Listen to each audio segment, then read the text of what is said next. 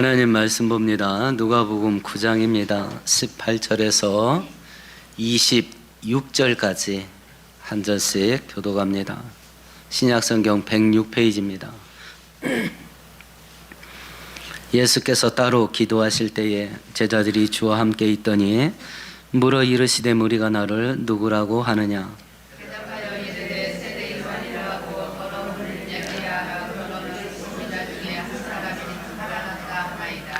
예수께서 이르시되 너희는 나를 누구라 하느냐. 베드로가 대답하여 이르되 하나님의 그리스도시니이다 하니 이르시되 인자가 많은 고난을 받고 장로들과 대제사장들과 서기관들에게 버림받아 죽임을 당하고 제3일에 살아나야 하리라 하시고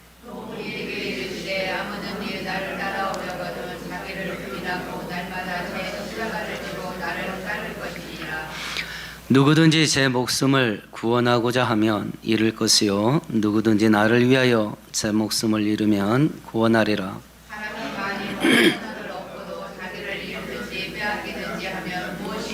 함께합니다. 누구든지 나와 내 말을 부끄러워하며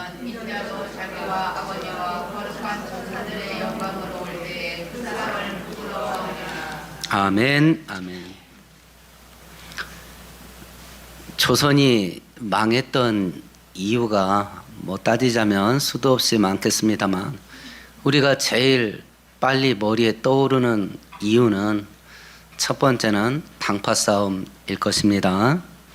두 번째는 나라의 지도자들 된 양반과 지식계층이 실생활의 발전과는 전혀 상관없는 성리학이라고 하는 철학에만 빠져서 탁상공론에 빠진 것이 가장 큰 원인 중에 하나입니다.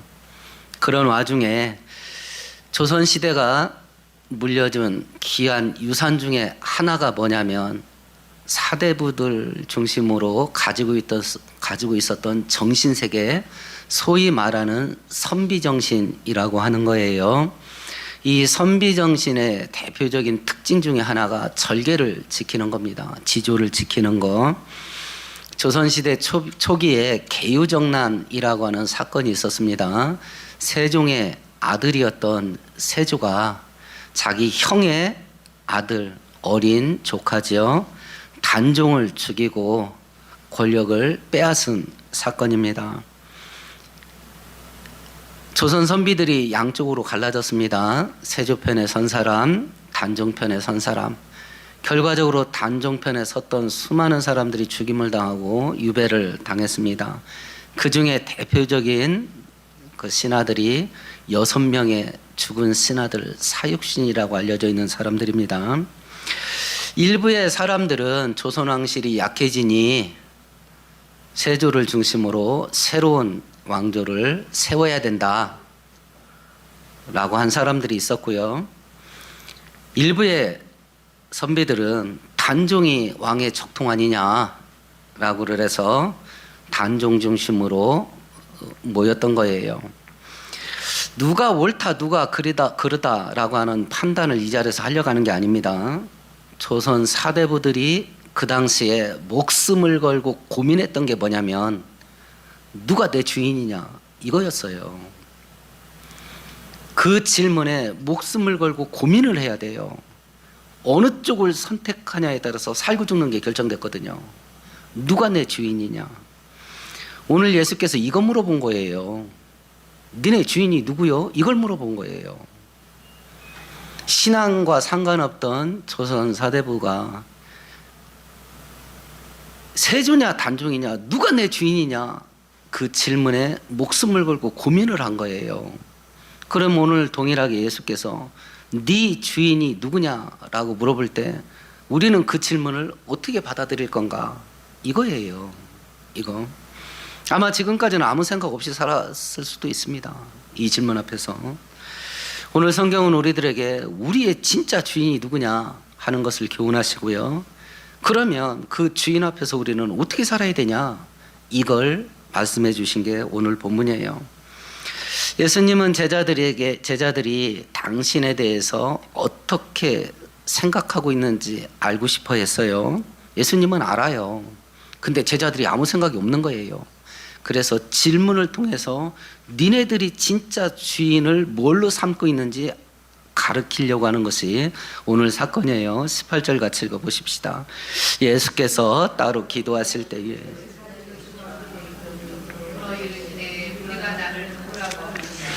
예수님이 먼저 돌려가기를 하시네요. 질문을 우회적으로 먼저 하셨어요. 마태복음이나 마가복음은요, 오늘 사건이 어디에서 벌어졌냐면 가이사랴 빌립보라고 하는 지역에서 오늘 사건이 터졌어요. 이 지역은 당시 팔레스틴 지역의 모든 우상들이 집결되어 있는 우상 숭배의 도시예요. 우리나라식으로 말하면 계룡산입니다. 우리나라 그 토착 신앙이 있죠. 토착 신앙의 모든 본산이 몰려 있는 곳이 계룡산이래요. 그래서 무당 가운데 나 계룡산에서 몇 년 수련했다. 이게 없으면 족부에 못 낀다네. 그런 지역에 가서 현지인들은 바알신을 섬깁니다. 바알신과 아세라를. 로마인들은 그 살림 야수 맹수들의 신인 판이라고 하는 신을 섬기고요. 헤로당은 로마의 아부하기 위해서 여기에다가 당시 가나안 지역에서 가장 큰 황제 신전, 살아있는 황제를 신으로 섬기는 황제 숭배 신전을 여기다가 세워놨다 그래요. 그러니까 주변에 막 눈만 돌리면 온갖 신을 섬기는 신전이 가득한 동네에서 이걸 질문한 거예요. 예수님이. 사람들이 나를 누구라 하느냐. 그러니까 제자들이 이야기합니다. 누구는 세례 요한이 환생했다고 하고요, 누구는 엘리야라고 하기도 하고 구약 선지자 중에 한 사람이라고 합디다. 이건 다른 사람들의 평가예요. 구약 시대 속에서 어떤 사람에게 종교적인 신분을 부여를 할 때 최고의 신분이 뭐냐면 선지자예요. 그러면 지금 다른 사람들이 예수님을 향해서 구약 선지자 중에 한 사람입니다 라고 했을 때 예수님을 존경한 거예요, 낮춘 거예요? 최대로 존경한 거예요. 그런데 어떤 입장에서 최대로 존경했냐면 사람으로. 선지자지만 여전히 사람인 거예요. 근데 예수님은 여기에 관심이 없어요. 뭐라고 질문을 하셨냐면 20절을 하신 거예요. 같이 읽어보십시다. 예수께서 이르시되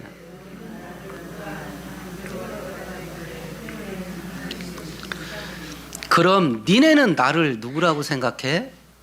라고 질문을 한 거예요. 예수께서 선택하지 않은 에베소서 1장대로 한다면 우주를 창조하기 전에 하나님께서 그리스도 예수 안에서 하나님의 자녀 될 자로 선택하고 예정하지 않은 자들, 그 사람들이 예수에 대해서 뭐라고 말하든지, 4대 성인 중에 하나다, 마리아가 로마 군병과의 그런 어떤 불륜 속에서 태어난 사생아다, 뭐라 하든지 상관없다. 나는 상관없다. 이방인들 불신자들이 나에 대해서 뭐라고 하든지 나는 상관없다. 내가 관심 있는 것은 내가 십자가에서 죽으면서까지 선택한 내 백성이 나에 대해서 뭐라고 생각하는지, 그게 관심이 있다. 이렇게 말씀한 거예요. 그러니까 베드로가 하나님의 그리스도입니다 라고 대답했는데 가장 정확한 대답은 마태복음 16장 16절에 있는 구절이에요. 주는 그리스도시요 살아계신 하나님의 아들입니다. 이게 최초의 신앙 고백이에요. 이게 첫 번째, 예수님은 주인입니다. 두 번째, 그리스도 메시아 구원자입니다. 세 번째, 하나님의 아들 곧 하나님입니다. 이게 예수의 진정한 신분이에요. 이게 조선 사대부들이 누가 내 주인인가 이 질문에 목숨을 걸고 고민을 합니다. 예수님이 물어봤습니다. 네 주인이 누구냐? 그럼 우리는 뭐라고 대답해야 될까요? 우리는 성경은 예수님이 주인이랍니다. 주인. 주인이면 소유권을 갖겠지요.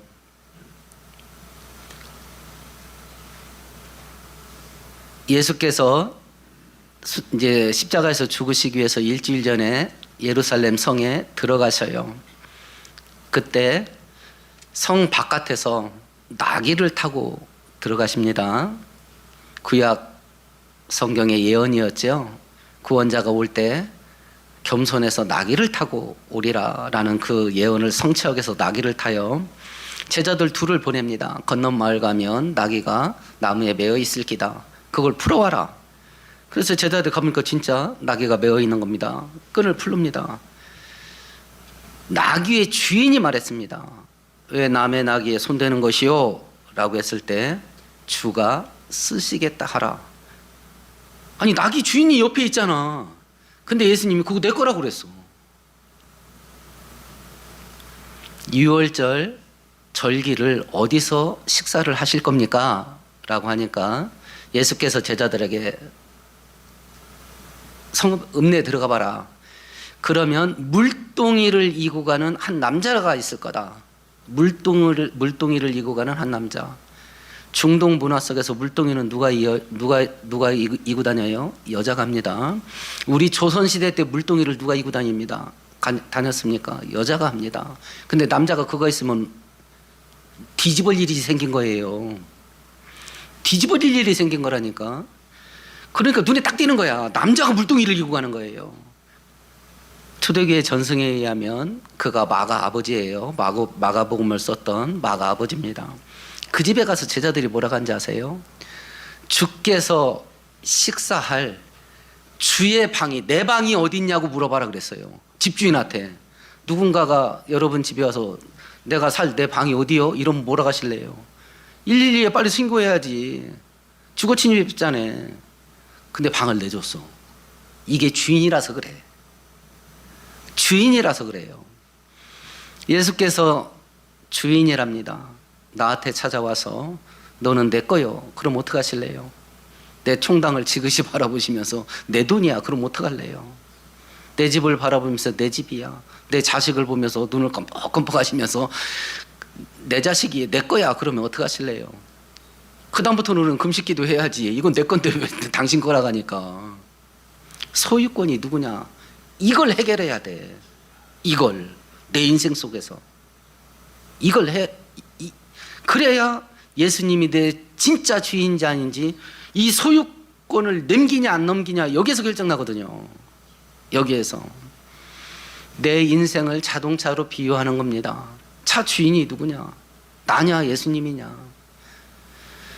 그 차주인 운전대에 앉아있는 사람이 방향을 결정할 거다. 어디로 갈 건지. 그 운전대에 앉아있는 사람이 속도를 결정할 거다. 100km를 밟을 건지 60km 갈 건지. 그 운전대에 앉아있는 사람이 타이밍을 결정할 거다. 언제 출발하고 언제 서게 될지. 그 운전대에 앉아있는 사람이 노선을 결정할 거다. 고속도로 탈 건지 지방 비포장도로를 탈 건지. 이거 지금까지 누가 결정했냐? 내가 했냐 예수님이 했냐? 그걸 운전대를 잡은 자가 주인이었다. 그러면 지금까지 내 인생 살아오면서 이 운전대 누가 잡았냐? 예수님이 잡았냐? 내가 잡았냐? 각자 질문해 보세요. 본인이 한 일을 본인이 알 거 아닙니까? 이 운전대를 누가 잡았는지. 삼성 주식을 갖고 있다면 걱정을 할 겁니다. 삼성이 경영을 잘 해야 될 텐데. 홈플러스가 망했답니다. 근신돼서 잠 못 자는 사람 있습니까? 안 하잖아요. 왜 안 하세요? 내 거 아니니까. 내 인생, 내 주변 환경을 놓고 근심하면서 잠을 못 잡니다. 근데 예수께서 책망하십니다. 내가 핏값으로 너를 샀으니 너는 네 게 아니고 내 거요. 홈플러스가 망해도 걱정을 안 해. 왜 그러냐? 내 것이 아니니까. 근데 내 인생 내 게 아니라는데 이건 끌어안고 밤새 고민을 하고 잠을 못 잔다. 왜 그러냐? 내 인생 주인이 나라고 생각해서 그렇다. 그렇게 살고 있는 자체가 예수님이 주인이 아니라는 증거다. 그렇게 살고 있는 자체가. 예수님이 물어본다. 네 주인이 누구냐? 이 질문 앞에 예수님이 내 주인입니다 하면 이 운전대가 예수께 넘어가야 된다. 이 운전대가 내 인생의 운전대뿐만 아니라 내 가정의 운전대, 내 직장, 내 사업장의 운전대, 내 자녀들, 그리고 내 인생에 달라붙어서 내 거라고 생각했던 그 모든 것들, 이 운전대가 예수께 넘어가야 된다. 예수님이 주인이기 때문에 그렇다. 이제 이걸 놓고, 이 소유권을 놓고 고민을 해봤냐 안 해봤냐.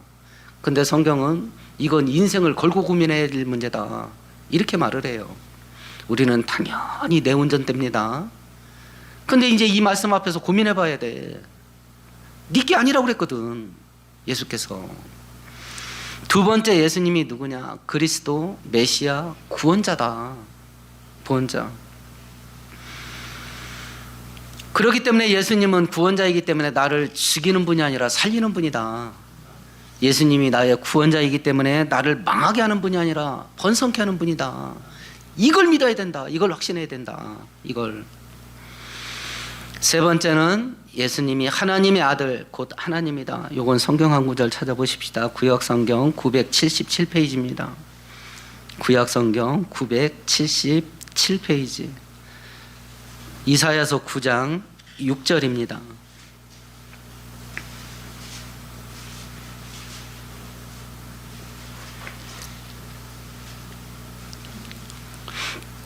같이 읽습니다. 이는 한 아기가 우리에게 낳고 한 아들을 우리에게 주신 바 되었는데 그의 어깨에는 정사를 메었고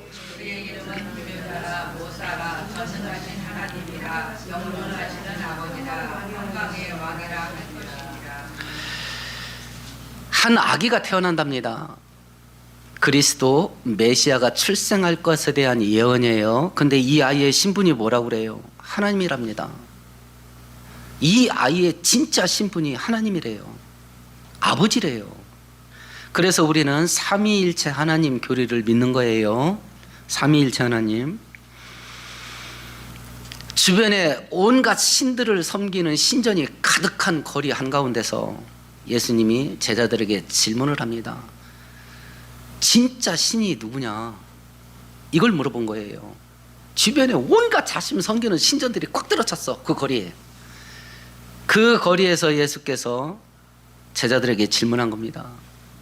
너희들에게 있어서 진짜 신이 누구냐? 진짜 신.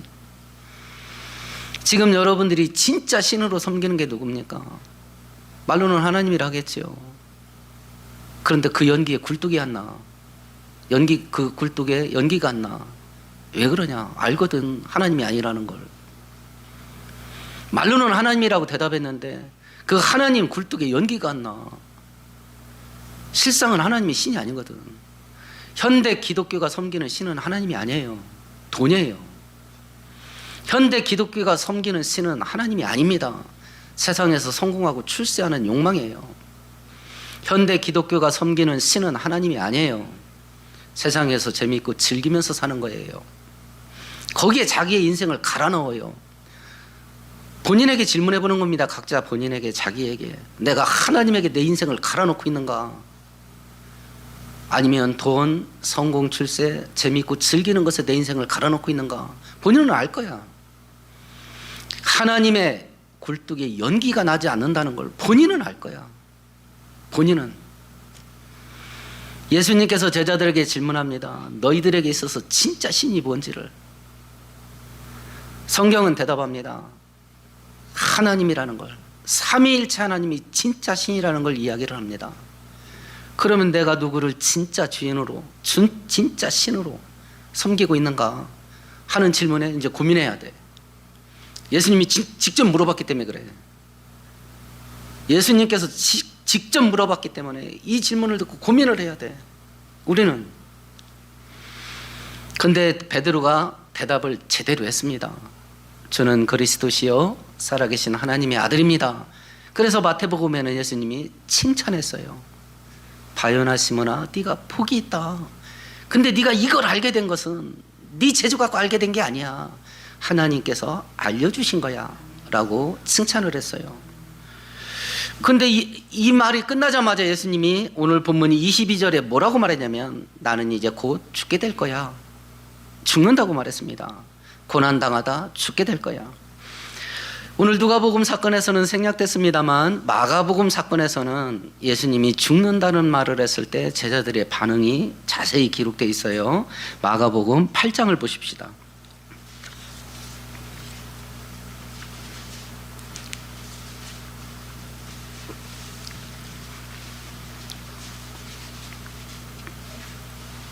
(32절) (33절) 같이 읽습니다.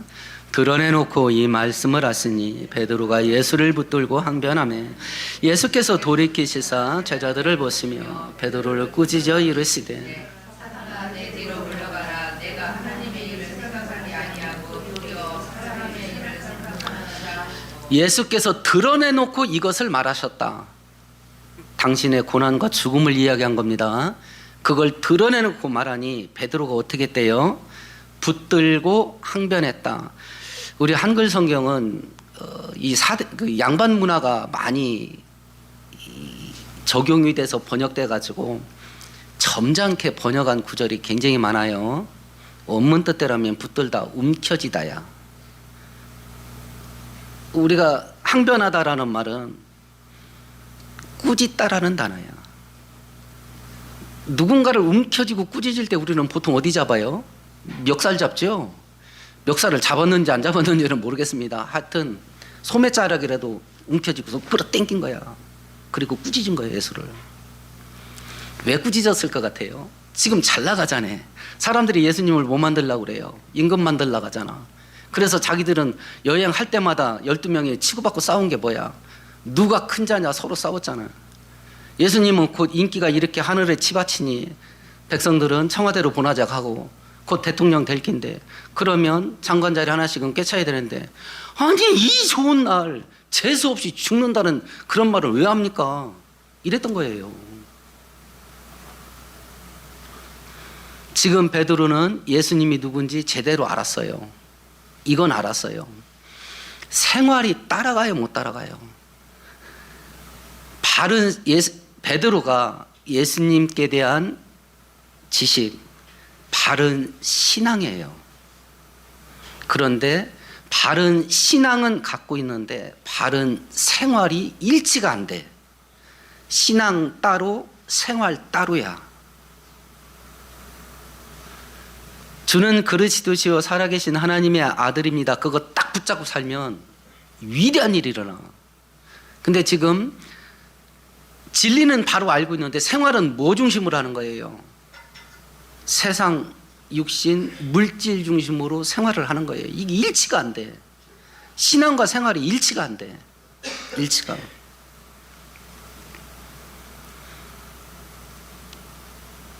우리 여러분 성경 맨 앞에를 찾아볼래요? 뚜껑 표지를 한번 열어보세요. 성경 맨 앞에 새로 번역. 원문대로 하면 나는 믿습니다가 맨 앞에 있어요. 나는 믿습니다. 전능하신 아버지 하나님께서 천지를 창조하신 것을 나는 믿습니다. 그의 유일하신 아들 우리 주 예수 그리스도를 나는 믿습니다. 성령님을 좀 더 설명하면 나는 믿습니다. 성령님이 하나님이라는 것을 이런 뜻이에요. 계속 우리 신앙의 선배들이 선조들이 사도신경을 완성할 때 거의 600년 걸렸어요. 단순간에 만들어진 게 아니에요. 2단과 대적할 때 한 구절 만들어지고 한 구절 만들어지고 한 구절 만들어지고 완성본이 교회 예배 때마다 선포될 때는 거의 600년 걸렸어. 우리 신앙의 선배들이 맨 앞에다 놓은 단어가 뭐냐? 그걸 맨 앞에 놨어. 나는 믿습니다. 나는 믿습니다. 근데 이게 생활하고 일치가 안 돼. 이걸 놓고 몸부림 쳐보셨나요? 자기가 그렇게 사는 걸 놓고 애통해 봤나요? 성경은 애통하라고 하거든요. 신앙이 전혀 없어. 하나님이 누군지도 몰라. 그런데 사대부들도 자기가 선택한 주인에게 목숨을 걸어요. 심지어는 그 임금에게 버림받을 때도 있습니다. 우리가 사극을 보면요, 임금이 유배간 신하에게 먹고 죽으라고 독약을 내려보냅니다. 그 독약 이름이 뭐예요? 사약이지요. 사약의 앞자리 사자가 한문으로 어떤 사자일 것 같아요? 죽을 살자라고 생각하는 경우가 많을 겁니다. 죽는 약인 독약이니까 사약, 죽는 약, 죽을 사자. 근데 실상은 하사하다 할 때의 사자예요. 임금이 하사한 약이에요. 죽을 사자가 아니야. 자기를 죽이는 독약을 내려가는 독약이 내 앞에 내려왔어요. 근데 임금이 내리는 약이라고 하사할 사자를 썼다니까. 그게 사약이에요. 그리고 그 임금 있는 곳에 저라고 그거 벌컥벌컥 마시잖아요. 현대 기독교인들이 하나님을 대하는 그 의식의 수준, 이게 얼마나 천박한가. 이게 얼마나 천박한가. 자기가 선택한 임금이 자기에게 독약을 내려보냈어. 근데 그 독약도 죽을 사자 사약이 아니야. 임금이 내려보낸 하사한 약이야. 그래서 사약이에요. 그래서 사약. 근데 기독교는 이게 안 된다. 신앙이 없고 하나님을 모르는 사대불도도 되는 이것이, 기독교인은 이게 안 된다. 신앙과 생활이 일치가 안 된다. 이거 어떻게 해야 되냐. 그래서 예수께서 바른 신앙과 바른 생활이 일치가 되려면 어떻게 해야 되는지 그 방법을 알려준 거예요. 오늘 본문 23절 같이 읽어보십시다. 또 무리에게 이르시되 아무든지 나를 따라오려거든.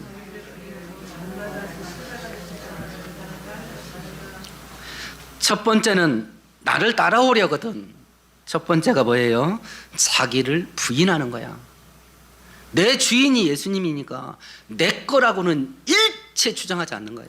내 뜻, 내 의지, 내 욕망, 내 소원, 내 시간, 내 인생, 내 돈, 내 직장, 내 사업, 내 집, 내 자식 없어. 주인이 내가 아니니까. 자기 부인, 자기를 완전히 지우는 거야. 그 작업이 돼야 바른 신앙과 바른 생활이 일치가 될 수 있다. 운전대를 자꾸 내가 잡으려고 그래. 운전대를. 우리가 고속도로 주행하는데 옆에 애가 앉아가지고 자기도 운전해보겠다고 운전대 픽픽 돌려봐. 어떡할 거야. 차 세워놓고 패야지 어떻게 해. 아니 그거를 살려둘 수 있어. 징계와 심판을 본인이 불러들인다. 본인이. 뭐가 됐든지 이건 내 거요 하는 순간에 바른 신앙과 바른 생활은 일치될 수가 없다. 이것이 일치되는 첫걸음이 뭐냐? 자기를 부인하는 거다. 내 건 하나도 없습니다. 다 당신 겁니다. 이게 돼야 된다. 두 번째는 날마다 자기 십자가를 짊어져야 된다. 자기 십자가. 뭐 사명이라 할 수도, 자기의 사명이라 할 수도 있고요. 자기의 소명이라 할 수도 있겠습니다. 또 넓게는 하나님께서 내가 살아가기를 원하시는 나만의 인생길이라고 해도 될 겁니다. 그걸 짊어져야 된다. 그것을. 내 가정에서 짊어져야 될 나의 십자가가 있겠고요. 내가 사회 속에서 짊어져야 될 나의 십자가가 있을 겁니다. 교회에서 짊어져야 될 십자가도 있을 것이고요. 바른 신앙과 바른 생활이 일치되려면 이 십자가를 짊어져야 된다. 어떤 책을 읽다 보니까 재미있는 이야기가 있었어요. 한 사람이 꿈을 꿨습니다. 예수께서 산더미처럼 많은 십자가에서 하나를 턱 짚더니 이거 네 거야 하고 딱 지워졌습니다. 가다 보니까 무겁습니다. 불편해요. 예수님하고 거래를 합니다. 예수님, 다른 걸로 바꾸면 안 되겠습니까? 그러니까 예수께서 괜찮지. 그래서 그 산더미처럼 쌓여있는 십자가에 다시 가서 다른 거 하나 딱 짊어졌습니다. 이게 구관이 명관이라고 아까 것이 나은 것 같아. 그래서 또 거래를 합니다. 다른 걸로 바꾸면 안 되겠습니까? 계속 바꿔. 근데 계속 불편해. 그러니까 이 사람이 염치가 있어서요. 예수님, 딱 한 번만 더 바꿀게요. 마지막입니다. 그래서 다시 그 십자가가 쌓여있는 곳에 돌아왔어요. 이번에는 신중해야 됩니다. 마지막이기 때문에 그랬습니다. 그 십자가를 다 헤집었어. 다 헤집어놓고 딱 하나 골라가지고 마지막으로 이걸로 하랍니다 했더니 예수님이 차분하게 쳐다봐. 그게 맨 처음에 내가 줬던 거요. 그 글이 써 있더라고. 제가 무릎을 쳤어. 제가 그랬거든요. 제가 그러고 살았거든. 하나님, 이것만은 안 되옵니다. 평생 그러고 살았어. 평생 그러고 살았다고. 근데 예수께서 말씀하셔요. 바른 신앙과 바른 생활이 일치가 되려면 자기 십자가를 지어야 된다. 자기 십자가를. 마지막 세 번째 23절을 다시 한번 읽어보십시다. 또 무리에게 이르시되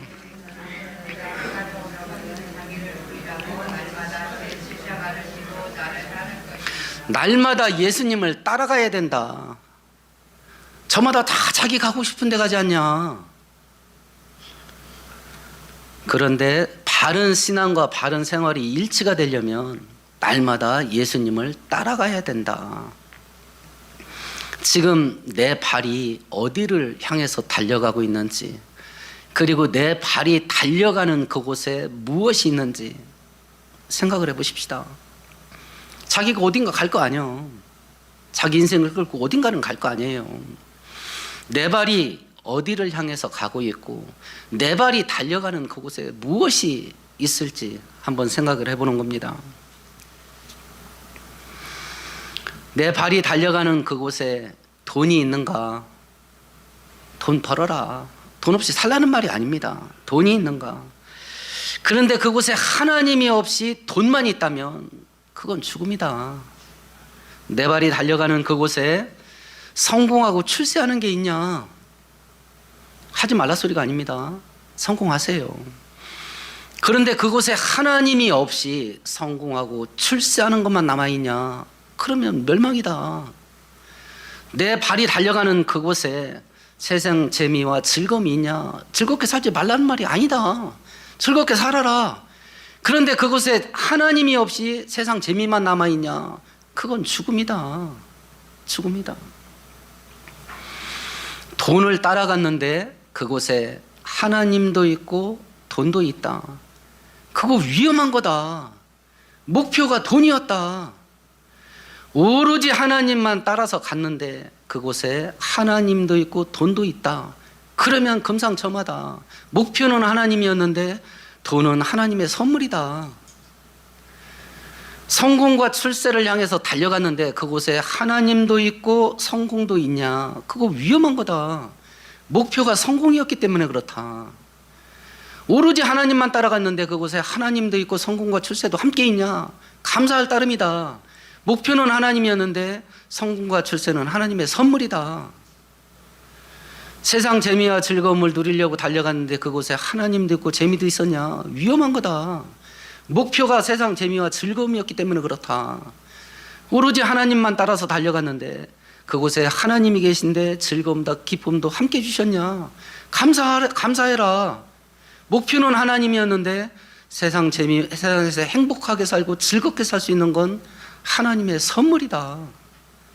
이게 맞다. 이게 맞다. 그러면 각자 이제 본인에게로 다시 돌아가는 겁니다. 내 자신에게로.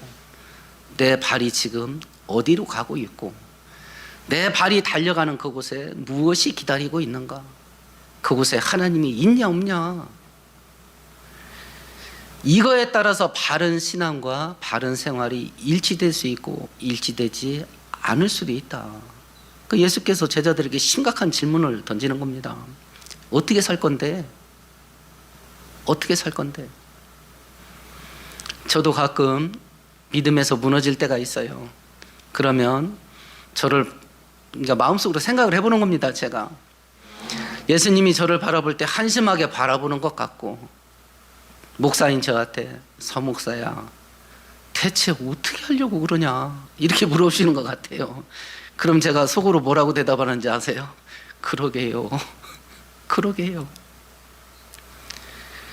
너 어디로 그렇게 달려가? 대체 뭐가 되려고 그래? 여름에 잠깐 산책하다가 벤치에 앉아있는데 옆에 할아버지 2명이 앉아 계시더라고. 그러면서 뭔가를 가지고 자꾸 싸워.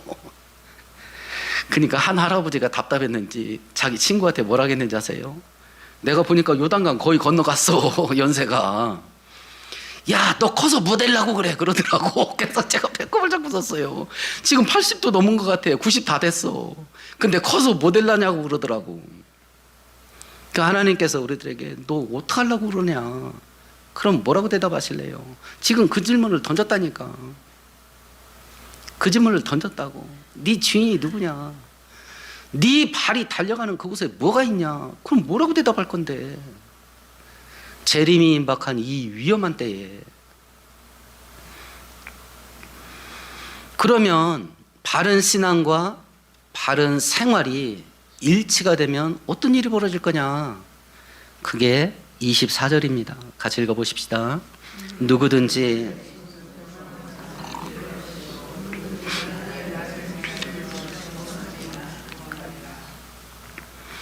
자기를 버리면 나는 깡통 찰 것 같은데 실상은 버리는 게 아니라 얻는 거다. 자기 목숨을 걸면 죽는 줄로 알고 있는데 실상은 살 수 있는 유일한 길이다. 그렇게 말씀하셨어요. 이 길을 걸어가는 것이 내 신앙을 지키는 일뿐만 아니라 내 인생을 가장 복되게 하는 거다. 근데 겉에서 딱 보니까 십자가만 보여. 그러니까 못 가는 거야. 하나님이 우리에게 말씀하실 때 죽음의 일 같으나 살 수 있는 유일한 길이에요. 가시밭길 같으나 내 인생을 복되게 할 수 있는 유일한 길이거든요. 근데 딱 보니까 견적이 나와. 가면 죽을 것 같아. 안 가. 그게 현대 기독교잖아요. 그 안에 나도 있고, 그 안에. 오늘 성경은 예수님이 우리에게 질문합니다. 네 주인이 누구냐? 네 주인이 누구냐? 우리의 인생 가운데서요, 내 주인 노릇하려고 길을 쓰고 나한테 달려드는 게 세 가지가 있습니다. 내 주인 노릇하려고 나한테 달려드는 것 세 가지가 있고, 현대인들은 대부분 여기에 굴복을 했어요. 그 왼수가 세 가지가 있는데 첫 번째가 돈입니다. 두 번째가 세상에서 성공하고 출세하는 거예요. 세 번째가 세상에서 재미있고 즐기면서 사는 겁니다. 이게 주인 노릇하려고 달라들어. 그리고 대부분의 사람은 여기에 굴복해요. 성경은 우리들에게 말합니다. 네 진짜 주인이 누군지 아냐? 네 진짜 신이 누군지 아냐? 하나님이시다. 하나님이시다. 그 하나님을 붙잡고 생활을 일치시키는 것이 우리가 살 수 있는 유일한 길이고 내 인생을 복되게 하는 유일한 길이다. 그걸 지금 말씀하신 거예요. 오늘 말씀 생각하시면서 함께 동성으로 기도합시다.